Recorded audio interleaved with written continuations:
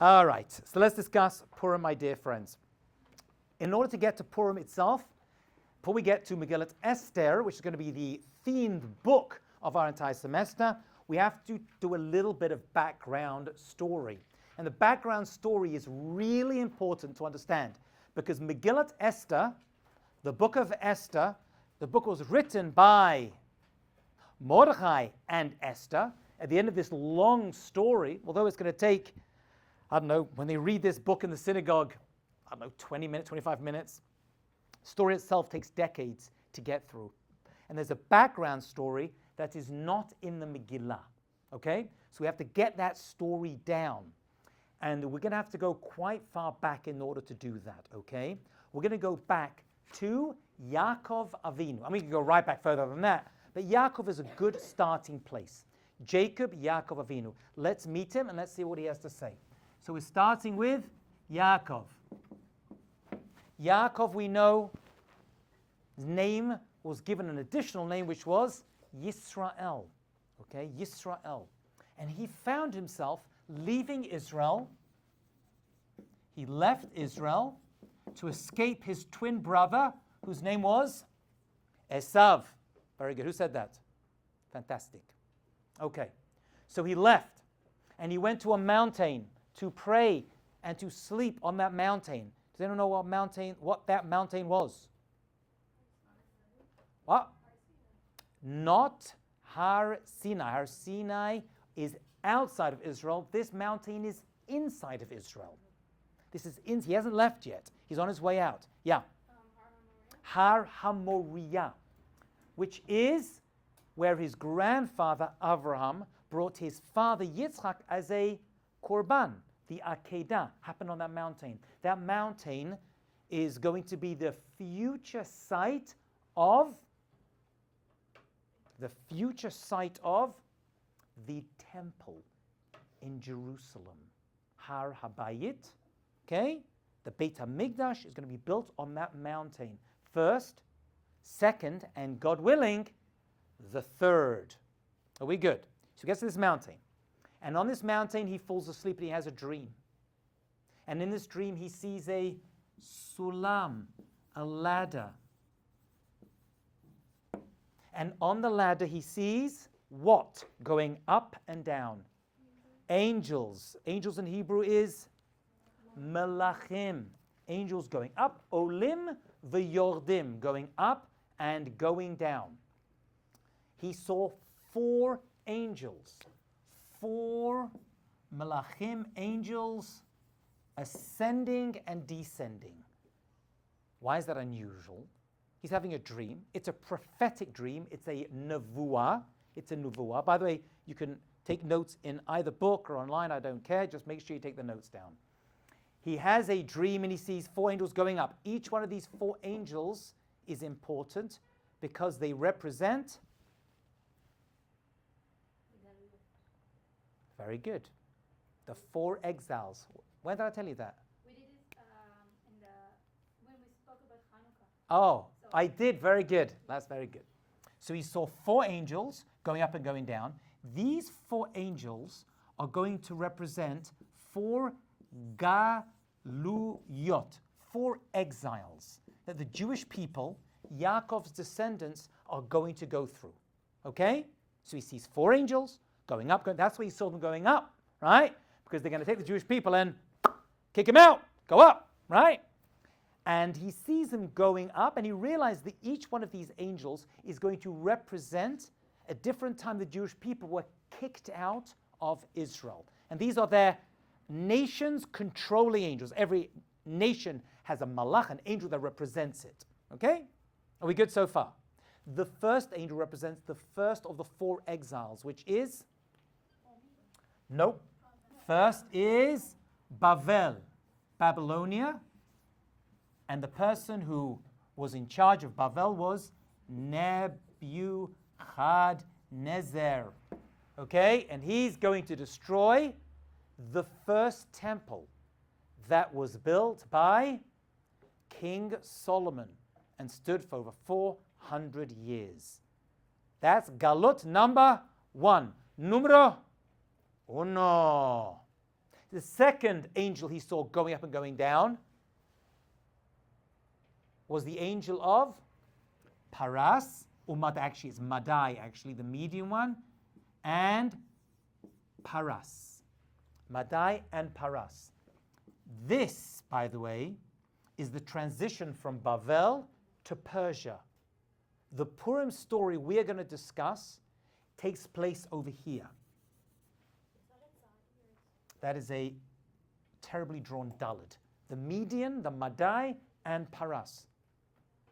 And there's going to be a number of leaders who are part of this, including Darius the First, Darius number 1, we'll talk about him a little bit, and Cyrus, who's the first Persian king.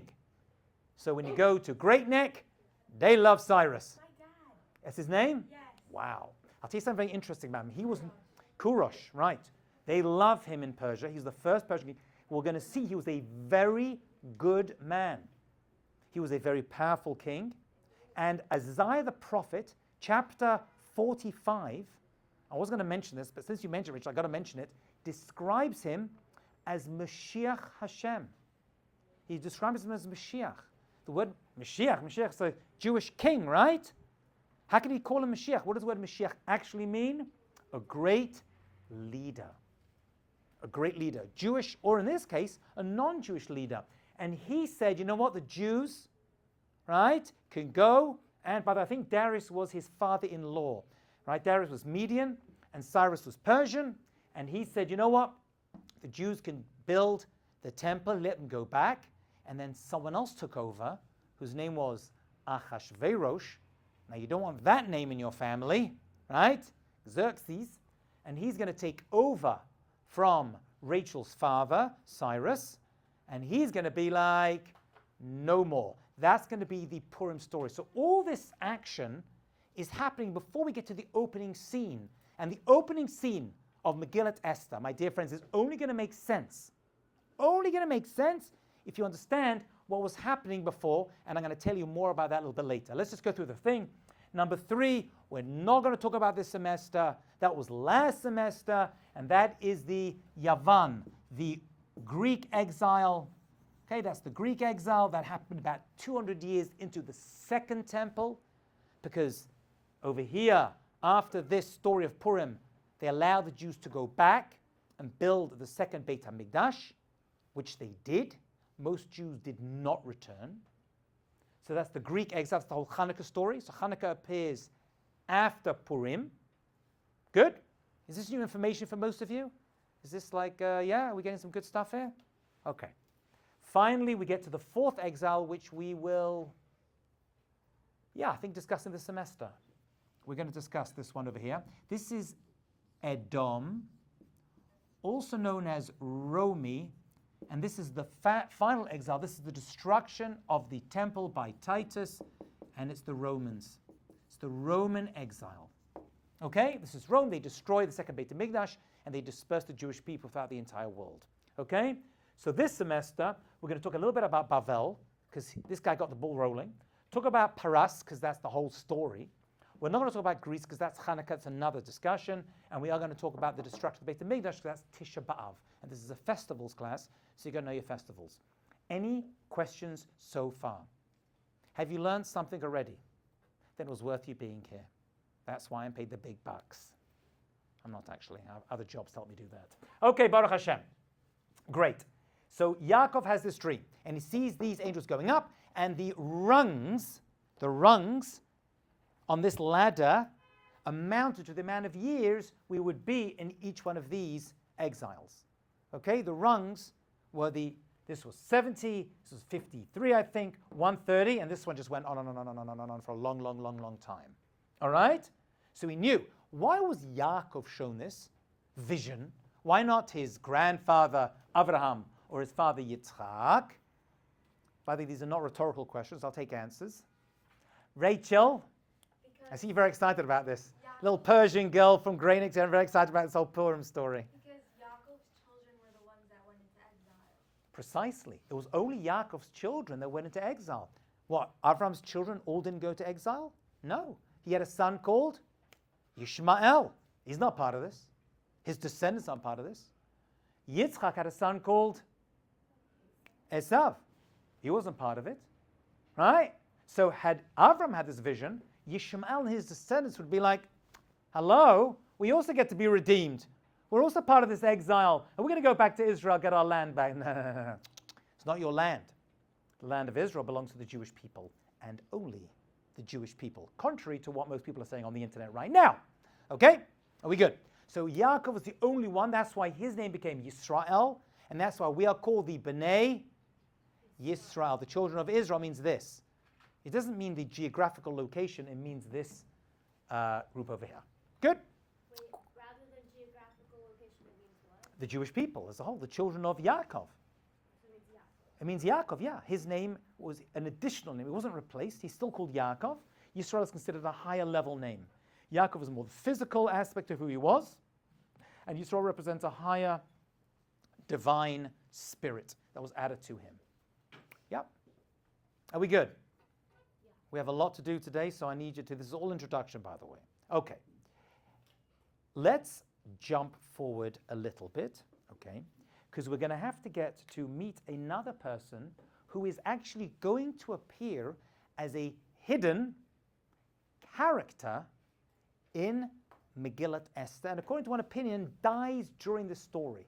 And he was actually, most people don't know too much about him, and I'll be honest with you, I didn't know too much about him, although there is a book of Tanakh, there is a book of scriptures that are named after him. And I went to a very religious yeshiva growing up. They never taught us anything about him. I heard the name, and only recently, I'm embarrassed to say, in the past 5-10 years, I got very obsessed with this particular book. I actually taught an 8-part course on this particular character. Everything you need to know about being Jewish is found with this one person. And his name was? Very good. What did you call him? Daniel. See, that's how I used to call him. Daniel or Daniel. Actually, the way to pronounce it is Daniel. That's the real way to do it. I don't, I'm calling him Daniel, right? It's Daniel is actually how you're meant to pronounce his name. Daniel was a very, very important person, and he's going to appear with a code name. There's a lot of code names we're going to see in Megillat Esther. But we're going to need him because something happened. Listen to this amazing story. When Nebuchadnezzar came to Israel to destroy the first temple, right? He's the king of Babylon. He had an amazing idea. And he was a genius for this. He kidnapped, as far as we know, hundreds or maybe thousands of little Jewish boys. Little Jewish boys. Maybe girls, I don't know. And he took them out of Israel and he brought them to Babylon, to Bavel. Why did he do this? What was his idea? And how did he treat them?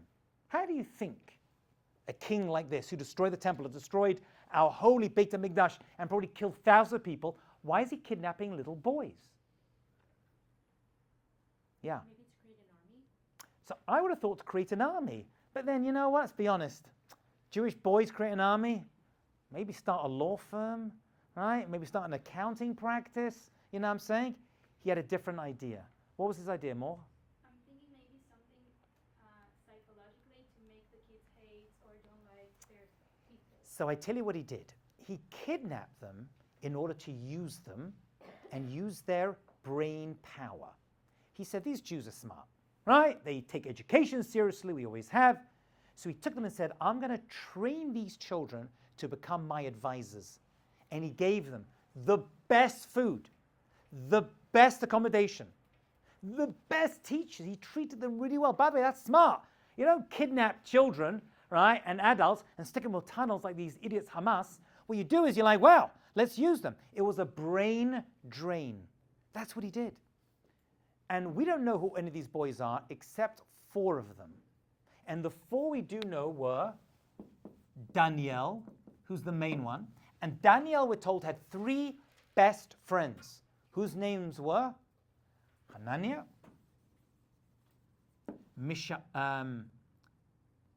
Hananiah, Azariah, and Mishael. Yeah, Hananiah, Azariah, Mishael. These were his 3 best friends. And they were like, whatever Daniel does, we're going to do.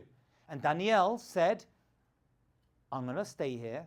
Who knows? Maybe his family was killed, his siblings. I'm stuck here, but I must eat kosher. Mishael. Azariah. Azariah. Hananiah, Mishael, and Azariah. Yeah. How do you spell Hananiah? I'll do it again. It's okay. Hananiah. That's how you do it in English. For example, we need to write it in English. No. If ever put it in Hebrew on the board, you need to, but for this you don't need. Okay? These are the three boys. So And what's this word in Hebrew in the middle then? Azariah. Samach, Lamed, Meh. Where? Oh, this is Sulam. Sulam is a ladder. Sulam is a ladder. This is the ladder that Jacob saw. Okay? So he saw what was going to happen to his descendants. Daniel, and his three friends, they start doing very, very well. And they're learning, and Daniel says, I'm only going to eat kosher food. Living in this like palace. And they were like, no, it's not the way it works. You have to be strong and powerful. And he got into a big fight and said, listen, I'm only going to eat kosher food. And by the way, his success in being smart was because he only ate kosher food. And his three friends joined him. And they're the ones we know about. The rest of them we don't know. They just disappeared. Right? We don't know what happened to them. But Daniel we knew. So I'm only eating kosher food. And his friends, Hanani, Mishael, and Azariah said, we're with you. We're going to do this. We're only eating kosher food. And they did it and they survived. And Daniel became a great, great individual. And became famous for one thing. Well, maybe two actually, but they do overlap. Do you know what he became famous for? About a hand and a nose. That's coming a little bit later. Very, very good. Yeah. But what is that? He became a dream interpreter and a decoder of riddles. He became the master of that. He was extremely smart. The Abarbanel, not everyone agrees with this. The Abarbanel says he became a prophet and Navi. But not everyone agrees with that. But most do. Yeah. Was he the one who also saw the big statue with the Coming up right now. Okay, very good. That's our next part of the story. Mm-hmm. Yeah, he becomes the premier dream interpreter. Just like Yosef HaTzadik. Yeah, who was another great leader. Okay, we're doing well so far.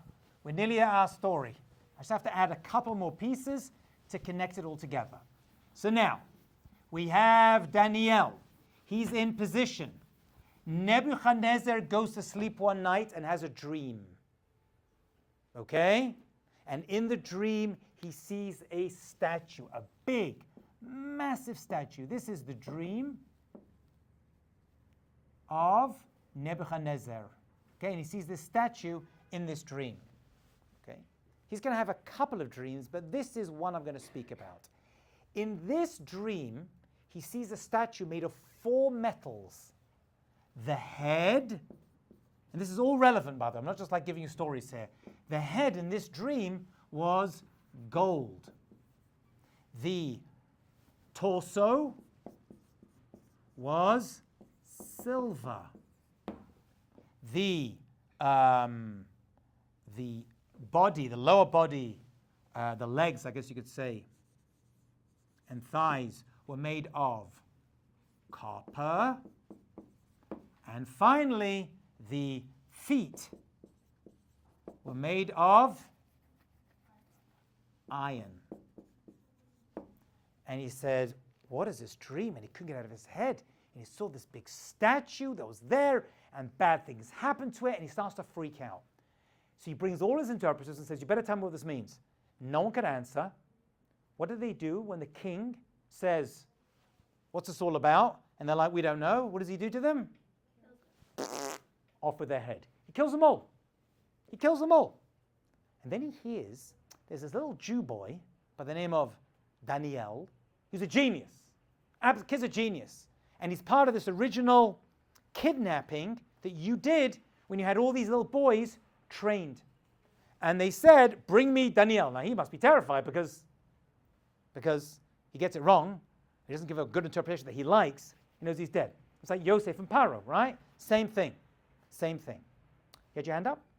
Yeah, I connected the dots. I thought that Daniel was someone that he had known personally because he had gone. No, nothing personal, nothing personal. He just brought thousands. Where he said to his troops, go bring me these boys. They went and collected it. These leaders are not doing stuff personally. They have minions to take care of it all. Okay? So he comes along and says, I had this dream, and there's a big statue, and such a fell down. What's going on with it? So Daniel says, I don't know the answer, but maybe God will tell me. That's a good start, right? That's just like Yosef said. That's a good start. He's not taking any claim for himself. And he says, I'll tell you what this is. This statue of these 4 metals represents the 4 exiles that my great-great-great-great-grandfather saw on Har HaBayit. The gold is Bavel. The silver is Paras. Okay? The copper is Yavan. And the iron is Edom. Okay? And it fell down because, and it disappeared because all these exiles are going to go away. How does Nebuchadnezzar respond to that news, that information, being told that he's the first of the 4 exiles? How does he respond to that? He does something really weird. He's like, ooh, you mean, which one am I? And Daniel says, well, you're Bavel, you're the king. That means you're the head, and you're made of gold. He's like, sounds good to me. You know what he does? He builds a big golden statue. Massive, extremely long, a large golden statue. Now it makes sense, right? And he says everyone must bow down to this statue. That's what he says. That is the rule. That is the rule that he makes. And that's precisely what they all do. Everyone goes, including the Jewish people. Are you allowed to bow down to statues? Well, it depends. If you're worshipping the statue, that's a problem. But if you're not worshipping, you're just kind of like bowing down, because if you don't, you know what I'm saying? And he's not saying worship it. Maybe it's a sign of respect. It's a little bit dubious. And even those that did, they didn't really mean it. That's important. That's important. They didn't really mean it. Yeah. Didn't this happen with Mordecai? Like, isn't this We're not there yet. Mordecai has not turned up yet. This is all before. This is all while Nebuchadnezzar is in control. It's still Babylon. They're in Babylon, modern-day Iraq. Right? Mordecai is going to be in Israel, but he's going to make his way into Persia a little bit later. But they're not there yet, right? Because Persia is the next one. It's going to start with Media, then Persia. but didn't like the statue thing like bowing down like also happen to Mordecai? It's coming. That's going to be a person as well. Yeah. Hold on. Very good. Very good. But that's going to be a little different. It's going to be a little different. So that's what he does. So he makes a big statue, makes everyone bow down, and everybody bows down to this statue out of respect for just one date you need to put down. The Babylonian temple was destroyed in, okay, so we're talking about the destruction of the temple in 3338, which is the year of 425 BCE. Okay, that's the destruction of the first temple in Jerusalem. Okay? That's when all this excitement begins, all this tragedy begins, right? Because it stood for 400 years plus, and now we're stuck without a temple, and the Jewish people are being kicked out.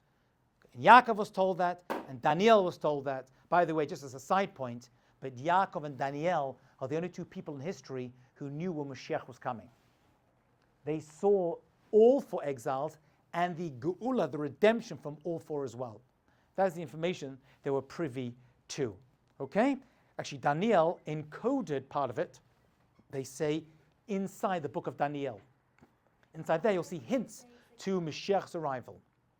Is that why people say 6,000? That's not why. The Gemara talks about 6,000. 6,000 is the max amount of time, but there could be an earlier time. They actually knew the earlier time. Yeah.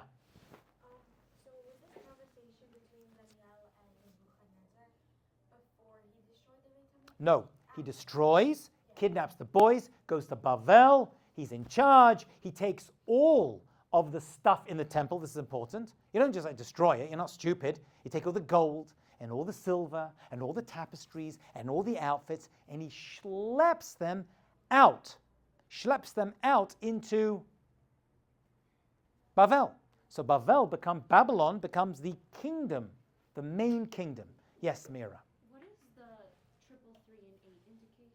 That is the Jewish year of the destruction of the first Beit HaMikdash, the first temple in Jerusalem. Okay? Cyrus, just so you know, takes over 3390. Okay? That's when he takes over. There is a power struggle.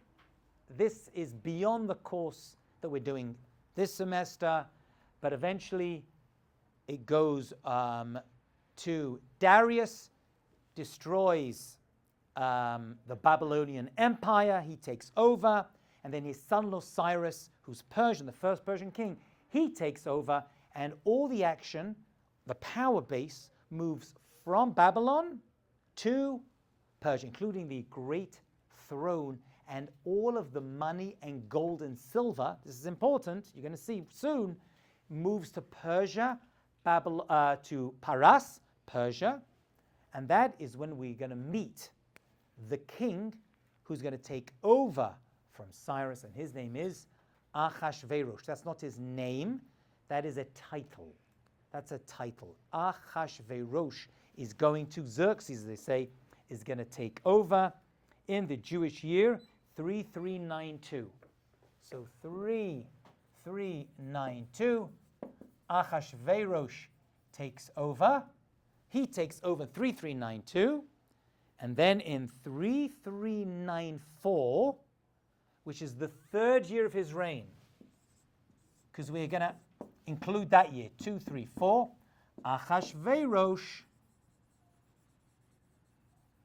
throws a party. Why, where, when? We're going to see. We're going to see. All right? So he's going to throw a party. This party is only going to make sense if you know all of this background information. Otherwise, why do we care? He's having a party. I'm sure every ruler, every leader throws parties, right? You know, put out some kugel, a little bit of cholent, some chamin, you're good to go. Now, this party is a very important party. Okay, questions, thoughts, comments, anything so far? If you're not clear at anything, let me know. Yes? What happened to Cyrus that Ahasuerus took over? He died very quickly, actually. He died after a year and a half, okay? And nature and politics abhors a vacuum. He takes over. He takes over. But at this point, I believe, most of the goods were in Persia already. Ahasuerus is going to consolidate that power, and he's going to move his palace to a place called the capital of Persia, which is called Great Neck. Correct. No, Shushan. Shushan is going to be the capital, and actually Shushan is an area, we'll see there is an area inside Shushan where most of the action of the story takes place, which is called Shushan Habira. And I'm going to explain the difference between those two locations. One is actually within the other. Shushan is Washington, D.C. Shushan Habira is the capital, right? As in, that's where all the political action and decisions takes place. Not everyone is allowed in Shushan Habira, but there are many Jews, right, who are living in Shushan itself. Okay, so we'll see what divides them. There's actually a moat, there's a water that surrounded it. It's like a safety exercise, and that's going to be there. All right, so that's where we are right now. And this is your holiday, Esther, right? Okay, very good. You got to know this stuff, right? It's all about your name. Good, good, good. Okay, so let's open it. So now you can open up your books to Megillat Esther. Now we have a very brief background. And the opening scene is going to make a lot of sense to you now. Okay? Vayehi b'mei Achashverosh, hu Achashverosh hamelech mehod v'ad Kush. So now we have Achashverosh. Achashverosh didn't come out of the blue, right? He was, by the way, what did he do before he took on this position? What was he? Was he royal? Was he not royal? Was he single? Was he married? Who was he? What was he? He was married. He was married, yeah. Probably to many wives, but he had one main wife whose name was Vashti, right? And who was she? She was related to Nebuchadnezzar. His granddaughter, some of his daughter, some of his granddaughter, most likely his granddaughter was who he married. That was all done intentionally. I know it's going to sound terrible to you right now. They didn't marry for love in those days. They married because, well, especially if you're a leader, you married because you needed to consolidate your power. Right? Kings and queens have done this for thousands of years. They're still doing it. Right? You marry other royalty. Sometimes you have a French king, right, or prince, and a British princess, or vice versa, and they marry them off together in order to bring peace between the countries, right? So they don't war each other. This is pretty much what happened over here. However, in this case, Vashti was very, very young, and she was kidnapped and taken by Ahasuerus because he wanted to make a point. He wanted to make a point. He was doing it deliberately in order to make a point about who he was and about his future. Okay, we'll get to that soon. All right, so he rules Mahodu ad Cush. What is Hodu and what is Cush? Pray tell. So we're not too sure where they are now, okay? Hodu and Cush. Hodu is usually translated as Ethiopia. Sorry, Cush is Ethiopia and Hodu is India. But it may not be the barriers and the areas that we know now. But we're going to keep referring to them as Hodu and Cush. Okay? Hodu and Cush. Okay? Now these areas were far apart, says the Gemara. Okay? Far apart, one from the other. And let's just draw a globe like this. Let's say Hodu is here and Cush is there. Let's just say. There's a machloket, Rav and Shmuel, two great rabbis from the Gemara. One opinion is that Hodu in Cush means he ruled from here to here. Yeah? And the other opinion is, no. You don't understand. He ruled from here to here. He had a lot more area. 127 provinces he ruled over. 127. These are two different theories. Two different areas, Hodu and Cush. He ruled from one to the other. The areas that he controlled, he had power over, after all this power struggle beforehand, included 127 provinces or areas that ran from those two countries. Question is, what does that mean? This way or that way? How far spread out were they? Okay? We're not given the answer to that question, but it's a vast amount of land. Now, when I say that Ahasuerus ruled over 127 provinces, in your mind, that number 127 should trigger off something or someone else. What do you think the number one? It can't be coincidence. A very unusual number that the Megillah goes out of its way to mention. Why do you think, or what's the connection between 127? Yes, Maya. Sarah lived 127 years. It can't be coincidence, right? 127, 127. We're told in the Torah that Sarah lived for 100 years and 20 years and 7 years, right? They divided up her life into three different categories: child, middle age, and old age. And we're told that Ahasuerus was the king over 127 provinces. This question was asked by Rabbi Akiva. And his students were in class. And they were falling asleep, which makes me feel a little bit better. If they can fall asleep in Rabbi Akiva's class, they can end up falling and losing attention during my class as well. And he said, why did Esther get to rule over 127 provinces? Right? Because, as you know, she's about to marry Ahasuerus, right? Well, not right now, but soon. And no one knew the answer. And he said, I'll tell you why. Because her great-great-great-great-grandmother lived to 127 years. The two are connected. Why are they connected? And he says, I'll tell you why. Because it's all about time and space. See, Sarah was the queen of time. She used her entire life perfectly. Every day for her was precious. Every month was precious. Every year she maximized her life to the fullest. Her great-great-great-great-great-great-granddaughter, Esther, was the queen of space, of area. And then he said to his students, who were falling asleep in class, he was actually, telling them off a little bit in a very clever way, if you treat every year like a country, every month like a town or a city, every day, right, like a home, if you put as much emphasis on time as you do on space, because we put a lot of emphasis on space, on owning space and land, right, but we waste time. He's like, you're making a big mistake, because we live in a world of time and space, and we connect through time through Sarah, and we connect through space through Esther. They were the two great queens of Jewish history. That's what he told them. That's what he told them. In other words, pay attention. We don't have too much time in this world. We have to achieve as much as possible. Okay, so in the merit of Sarah did Esther get to marry Ahasuerus and rule over all of this space. That's the secret of the number 127. Good? Fabulous.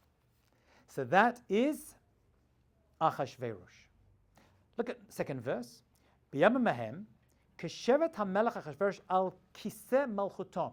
Ahasuerus is sitting on his throne. Huh?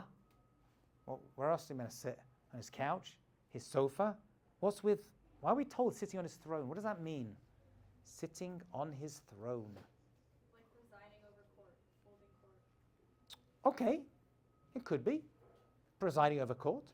But he used a very special language over here. He's sitting. Just say he's presiding over his court. He's wasting time. Okay. Usually sitting doesn't represent that. Waiting for something.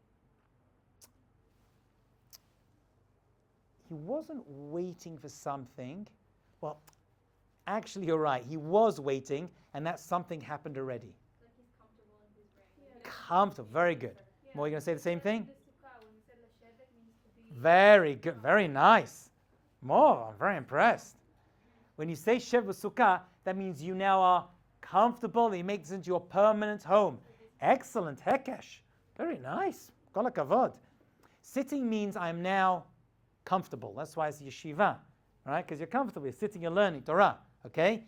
He's sitting and he's comfortable. Why would he be uncomfortable? Why would he be uncomfortable? Why suddenly? And by the way, what year of his reign are we in right now? The third year of his reign. Yeah? 3394. He's now comfortable. Yeah. Because the war is over? Isn't like Oh, the war had finished. No, he took over. He took over the first year. He took over, but it took him a few years to consolidate his power. But something very, very specific is taking place, which is going to lead to him to throw a party. The party he's about to throw, and when I say party, I mean a real party, like party. Does anyone know how long this party is going to last? 6 months. 180-day party. He has another one for 7 days, but the main party is 180 days. Wow. I thought it was years, I heard. No. 6-month party, yeah. Does this have something to do with how like he was happy because he was finally getting the Jews to Okay. So the Jews are part of it, as we're going to see, as well as everyone else. But they're definitely part of this.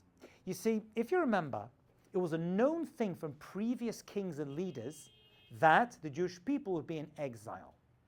Now, if you remember, I mentioned one number, and this is the key number you have to have, and that is 70.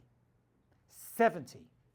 Jeremiah the prophet told the Jewish people that they are going to be exiled, and this goes back to Yaakov Avinu. Remember, he saw the king going up, the angel going up 70 rungs? He was told that the exile would last for 70 years. the first one.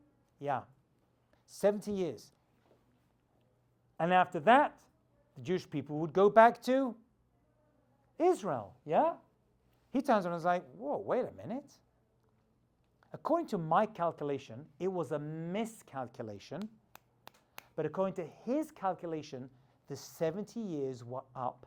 And that 70-year clock finished on the 3rd year of his reign. That's where it finished. So now he's in the 3rd year of his reign. The 70 years are up. They're not actually. He was off by 17 years because he started the clock from the wrong point. I mean, when do you start the clock from? When the first Jew leaves, the last Jew, the leaders, different ways to calculate when the 70-year clock starts. He got it wrong. By the way, Haman had his version, Mordechai, I mean, everyone had their own versions of it. Right? Belshazzar, right, who preceded him, he had his version. Everyone's got their own little versions. I'll tell you why he cares. He cares because he can turn around to the Jewish people who are like, 70 years are coming. Jeremiah the prophet told us, we're going to go back. He said, you see, you guys aren't going back. You're staying here with me. I am your new leader. I am your new leader. You ain't going anywhere. You're stuck with me. That's what he says to them. You're stuck with me. So that's why he is Shevet HaMelech HaShevet Al Kiseh Malchuto Asher B'Shushan. What does it say? Don't look at me. Shushan Habira. What's Shushan Habira? The capital, the power base is in his power base. All right? So it's the 3rd year of his reign. The 70 years are up according to him. That's his miscalculation. And he says the Jewish people are not going back. What would you do to the Jewish people at this point? What would you do to them? How would you signify this non-return of the Jewish people back to the land of Israel? How would you deal with it? What would you do? Imagine you're Achashverosh for a second. What do you want to do here? Does he want to welcome them into his culture? Does he want to welcome them? Or does he want to enslave them? Does he want to enslave them? So that's the choice. Or kill them. Yeah. Right? We're going to see Haman. Haman He soon. so much time kidnapping these children for their brains. Well, it wasn't him. That was Nebuchadnezzar came before, right? But he must have seen that, I'm going to assume, and felt that was really effective. Yeah? I see that. So he saw, and by the way, Daniel had been an advisor to many such people. To many, all the leaders came before, they all took Daniel. So he's going to do exactly the same, but he's going to do it in a very unusual way, yeah. I just want to confirm this part of the story. He thought that the miscalculation was a miscalculation, and so he wanted to convince him to stay. If that's what's happening. What's happening is he felt that this was the end for the Jewish people. They're not going back to Israel. Jeremiah the prophet was wrong. The 70 years was wrong. It wasn't, by the way. He was just off by nearly 20 years. Okay, he miscalculated. He started the clock too early. Okay, from the exit of the first Jews, not the leaders. Actually went with the leaders. That's when the clock really started ticking, and that took time to kick out all the Jews and the leaders, and that's what he was stuck with. But Achashverosh knew he was, or assumed he was wrong anyways, and was like, no, I don't. No, he felt that Jeremiah was wrong. Achashverosh said, he's wrong, you Jews are staying here. Jeremiah was the prophet who lived beforehand, who had prophesied and said it's going to be 70 years, that the temple is going to be destroyed and you're going to be outside of Israel, then you're going to come back. It was given an actual time frame. I'll tell you what he's going to do. Yeah. Jeremiah heard this from Daniel? That was his own prophecy. He heard it from God. So he is going to, yeah. What's going on with Israel right now? Are there people there? There are maybe some, there have to be some Jews, always some Jews left behind, but the majority have been taken, wiped out, killed, and most have ended up in Bavel and Persia, and they're spread out. Are there other people in Israel right now? I'm going to assume there were, yeah. We're not talking about that, I'm assuming they were. They came and they took over. Right? They always do that, right? As soon as they kick us out, they take it over and say it's their land. Nothing new. It's happened many times. Okay? He's going to throw a party. And he's going to invite everyone, even the Jews. Okay? Why? Because he wants everyone to love him. He's a paranoid, narcissistic leader. He's got tremendous paranoia. Why is he paranoid? Why is he being so nice to them? What's his problem? What's he concerned about? So there's something that's missing from him. What's missing from him? Royalty. Royal blood. He was a general in the army who fought his way to the top. You know, like those dictatorships? He's fought his way up. And he's turning around and be like, I don't have royal blood. I'm going to have to prove myself. And so he does this, my dear friends, by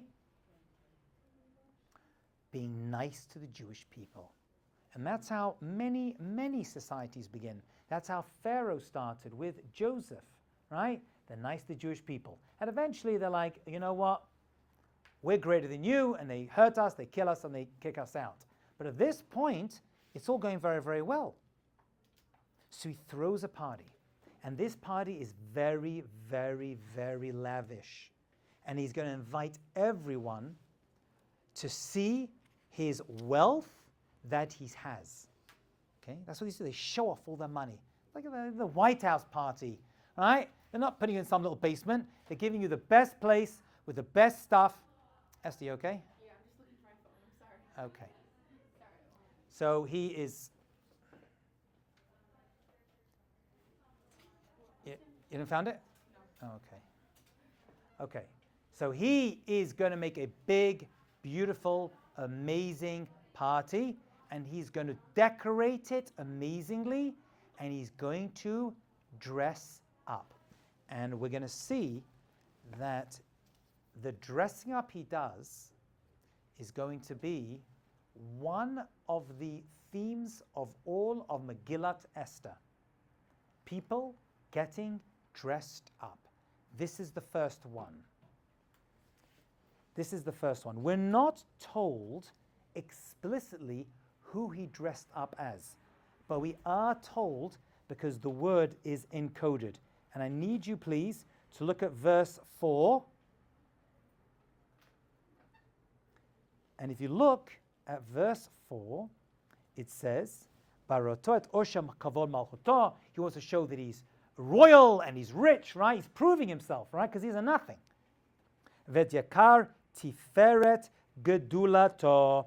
He's got tiferet and he's got gedulato. Glory and splendor. Now those two words appear elsewhere. Does anyone know where else they appear, those two words?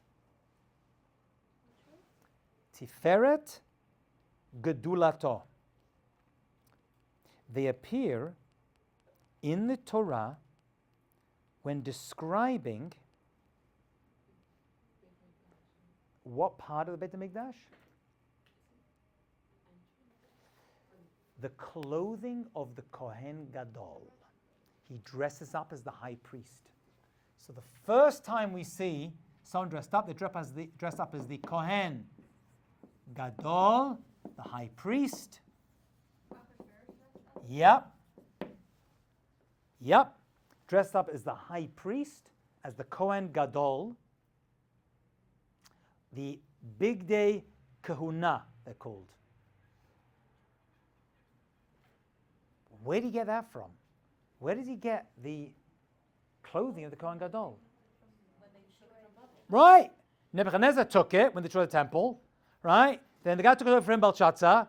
Right. And then Darius takes it. And then Cyrus takes it. And then it ends up with Achashverosh. It all basically, everyone who takes over a country takes all of the loot with them. Why is he dressing up as the Kohen Gadol? Was it a Purim party? Well, actually, it is a Purim party. But what's he doing over here? He's sending a message. Jewish people, I am your new leader. I am your high priest. Yes, I'm going to take care of you. Doesn't sound like it, right? So it's dubious whether he was effective or not. But that's what he was doing. I'm with you now. Right? Put it this way. Put it this way. Imagine the president comes out or some leader comes out and he puts on a big Magen David and says, I'm your Jew. Here's my menorah. Here's my Magen David. I'm one of you people. And they leave, right? Puts a turban on, and then they leave. So everyone felt connected. So he puts on the Kohen Gadol outfit, of which there were how many items? A lot, like 8. Not like 8. 8, actually. 8 items of clothing. That's how many a Kohen Gadol wore. A regular Kohen, a Kohen Hediot wore 4. 4 and 8. Okay? 8's important. So he's going to wear these 8 items of clothing that the Kohen Gadol wore, and he comes out, right? And he says, I'm your new leader. I'm taking over. Okay? Just one last quick question. One last quick question. And that is, why are we told this explicitly in the Megillah? And is Achashverosh a good person or a bad person? Let's start with that. He's like How does he appear? at this point, Even at this point, how does he appear? Power hungry. He does. Without my commentary, you just read through these words. Neutral, almost like nice. He's there on his throne. He's welcoming people in. He's throwing a party. He's got dressed up. He's not killing people. He doesn't have a problem. He killed thousands of Jews. He seems very, very nice. Why is this? Why does Achashverosh seem nice? Although, by the way, he was extremely evil. The Gemara says, and we'll show proof of this, he was even worse than Haman. Do you know why he seems well and nice? He's a manipulative bastard. He was definitely manipulative. I wouldn't use the B word, but you're absolutely right, yeah. Evil to who though? To the Jews. He was terrible to the Jews. Yeah.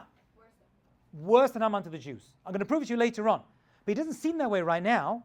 He seems very, very, very nice and very welcoming. Right? Throws a party. We're going to see he invites them. We're going to show you he makes kosher food and kosher wine.